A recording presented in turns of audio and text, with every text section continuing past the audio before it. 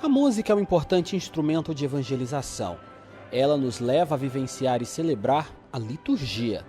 É através dela que nos conectamos com maior facilidade ao divino. Afinal, quem canta reza duas vezes. Mas o componente musical deve estar adequado ao que se vive nos momentos de fé. Sem essa preocupação, a celebração da Páscoa de Cristo, por exemplo, corre o risco de se tornar apenas um show. Por isso que neste episódio da nossa série de reportagens e celebrações especiais, vamos tratar sobre a necessidade de cuidados com as escolhas das músicas. Por isso procuramos o padre Jardel Moreira, que é do setor de canto e liturgia da nossa arquidiocese. Foi com ele que aprendemos a importância da música em uma celebração.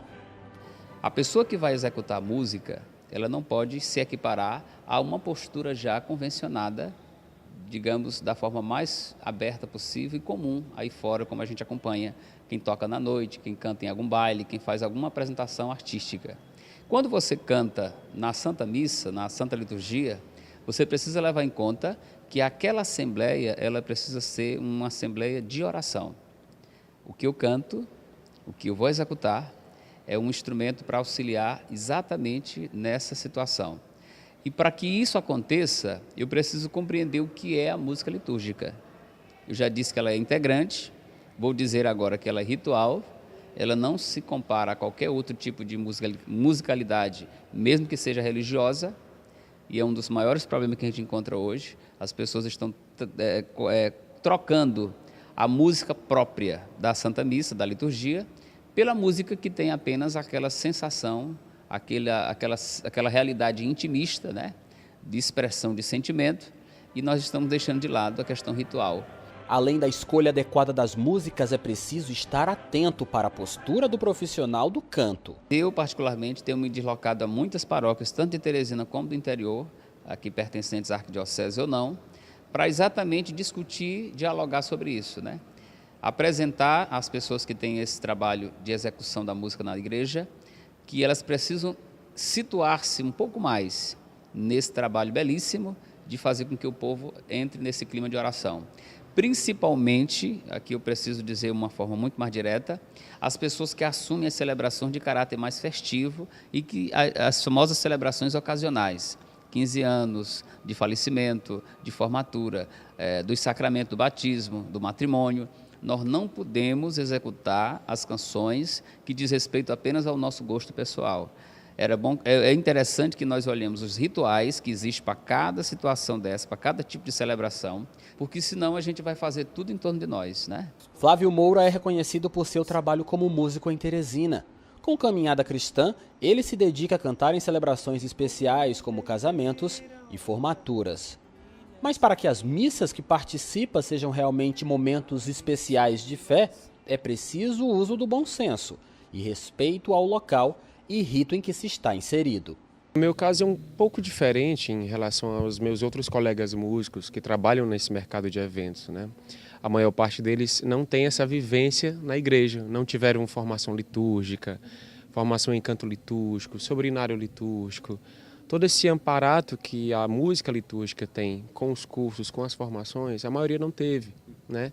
E esse tem sido um dos meus diferenciais, inclusive no próprio mercado, né? Quando eu procuro os casais ou ofereço meu trabalho para fazer casamentos, missas de formatura e etc., eu já explico para eles, olha, eu tenho uma certa vivência litúrgica, já são mais de 12 anos cantando na igreja, então eu estou aqui para ajudá-los a construir uma cerimônia bonita, com a cara de vocês, mas, sobretudo, obedecendo à liturgia, né? Obedecendo ao tempo litúrgico e obedecendo, lógico, ao ambiente sacro, né? De acordo com o músico profissional, é necessário ainda ter jogo de cintura para mostrar aos clientes que contratam seu serviço a beleza do momento cristão que estão participando. Há sempre que se saber balancear a vontade dos contratantes e o respeito ao momento litúrgico. Meio que tento fazer com o casal ou com os clientes, seja uma boda ou seja uma missa de formatura, tento fazer essa ponte entre aquela realização, aquele gosto que eles demonstram ter musicalmente, com o que a igreja preconiza. E, sobretudo, com o que a nossa arquidiocese vem trabalhando, né? Nós já tivemos encontros com o bispo e ele já deu diversas orientações, o nosso Dom Jacinto, E eu tento passar isso aos clientes de uma forma maleável, né? Até porque como eles não têm essa formação, é difícil para você entender quando você não é de dentro, né? Então eu tento explicar isso de uma forma bem clara, para que nem o cliente se zangue e nem crie atrito com os padres e dentro da igreja. Afinal, é através deste dom dado por Deus que ele pode auxiliar a criar um verdadeiro momento de oração, significativo e evangelizador, que vai contribuir com a vida dos participantes. A música é parte especialíssima, né? num rito litúrgico, numa cerimônia especial. E quando se fala, por exemplo, em casamento, a gente tem que tratar com muito carinho, né? Inclusive, eu falo isso diretamente aos nossos padres, ao clero de Teresina.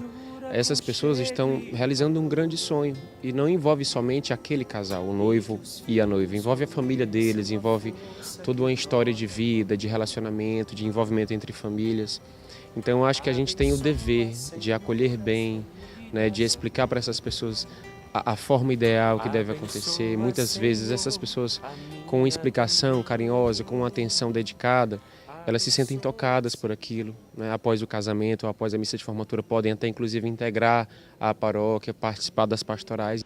Padre Jardel ainda esclarece: canto litúrgico não pode ser confundido com canto religioso.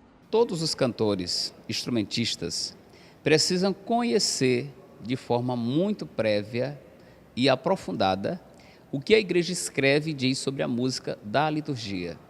A gente hoje encontra uma quantidade até, digamos, um acervo musical gigante. Só que as pessoas não têm os critérios que a igreja pede para que a gente execute corretamente essa música. O que é que a gente canta na liturgia? É a música que está relacionada com o tempo. Por exemplo, estamos no tempo comum. Então existe a música própria para o tempo comum. Você não canta a mesma música o ano inteiro, cantando a mesma coisa na Páscoa, na Quaresma, no Advento. Para cada tempo desse existe a música específica, porque as orações que nós rezamos no altar, como padres, as orações que nós rezamos sobre a comunidade e as orações que diz respeito ao próprio mistério que está sendo celebrado, todas são relacionadas com o que nós de fato estamos a celebrar.